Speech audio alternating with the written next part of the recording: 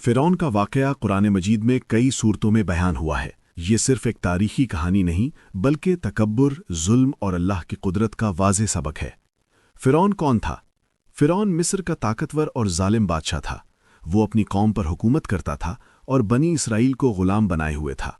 वो लोगों से कहता था, मैं तुम्हारा सबसे बड़ा रब हूँ।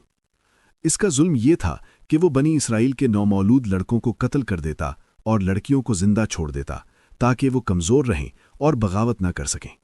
हज़रत मूसा अलैहिस्सलाम की पैदाइश। इसी ज़माने में अल्लाह ताला ने मूसा अलैहिस्सलाम को पैदा फरमाया। फ़िरौन को खबर मिली कि बनी इसराइल में एक बच्चा पैदा होगा जो उसकी हुकूमत के खात्मे का सबब बनेगा। इस खौफ से उसने बच्चों के कत्ल का हुक्म दिया। अल्लाह ताला ने हज़रत मूसा की वालिदा के दिल में ये बात डाली कि वो बच्चे को एक संदूक में रखकर दरिया में बहा दें। वो संदूक बहते हुए फ़िरौन के महल तक पहुंच गया। फ़िरौन की नेक दिल बीवी आसिया ने बच्चे को देखा और कहा, इसे कत्ल न करो, शायद ये हमारे लिए फ़ायदामंद हो या हम इसे बेटा बना लें। यूं अल्लाह ने अपने नबी की हिफाजत उसी के दुश्मन के घर में कर दी। जवानी और मदियन का सफ़र। हज़रत मूसा अलैहिस्सलाम जवान हुए। एक दिन उन्होंने एक बनी इसराइली को बचाते हुए एक किब्ती शख्स को मुक्का मारा जिससे वो मर गया। ये गैर इरादी तौर पर हुआ मगर ख़तरा बढ़ गया। आप मिस्र छोड़कर मदियन चले गए। वहाँ कई साल रहे, शादी की और सादा ज़िंदगी गुजारी। हज़रत मूसा अलैहिस्सलाम और नबूवत का अता होना। जब आप वापस मिस्र आ रहे थे तो कोहे तूर पर आग नजर आई।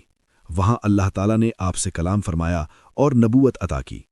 आपको हुक्म दिया गया कि फ़िरौन के पास जाकर उसे तौहीद की दावत दें और बनी इसराइल को आज़ाद करवाएं। दरबारे फ़िरौन में दावत। हज़रत मूसा अलैहिस्सलाम ने फ़िरौन से कहा, मैं रब्बुल आलमीन का रसूल हूँ, बनी इसराइल को मेरे साथ जाने दो। फ़िरौन ने इनकार किया और मौजज़ा मांगा। अल्लाह के हुक्म से असा ज़मीन पर डाला तो वो अजदहा बन गया। हाथ निकाला तो चमकता हुआ सफ़ेद हो गया।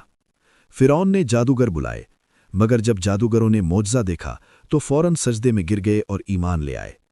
फ़िरौन गुस्से में आ गया और उन्हें सख्त सज़ा देने का हुक्म दिया, मगर वो ईमान पर कायम रहे।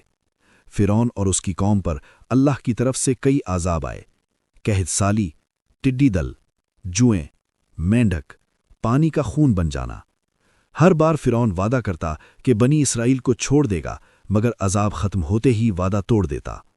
आखिरकार अल्लाह ताला ने हज़रत मूसा अलैहिस्सलाम को हुक्म दिया कि बनी इसराइल को लेकर रातों रात निकल जाएं। फ़िरौन अपने लश्कर के साथ पीछे आया। जब वो सब दरिया के किनारे पहुंचे तो बनी इसराइल घबरा गए। हज़रत मूसा अलैहिस्सलाम ने फरमाया, हरगिज़ नहीं, मेरा रब मेरे साथ है, वो ज़रूर रास्ता बनाएगा। अल्लाह के हुक्म से असा मारा गया। दरिया दो हिस्सों में तकसीम हो गया और दरमियान में खुश्क रास्ता बन गया। बनी इसराइल पार हो गए। फ़िरौन भी लश्कर समेत दरिया में दाखिल हुआ, मगर जब वो दरमियान में पहुंचा तो पानी दोबारा मिल गया।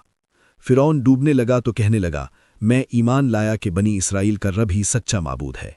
लेकिन उस वक्त ईमान कबूल न हुआ और वो गर्क हो गया। अल्लाह ताला ने उसकी लाश को महफूज कर दिया ताकि वो आने वालों के लिए निशानी बन जाए। तकब्बुर और जुल्म का अंजाम हमेशा तबाही है। अल्लाह अपने नेक बंदों की मदद ज़रूर करता है। सच्चा ईमान वक्त पर लाना चाहिए। आखिरी लम्हे का ईमान फ़ायदा नहीं देता। अल्लाह की कुदरत सबसे बड़ी है।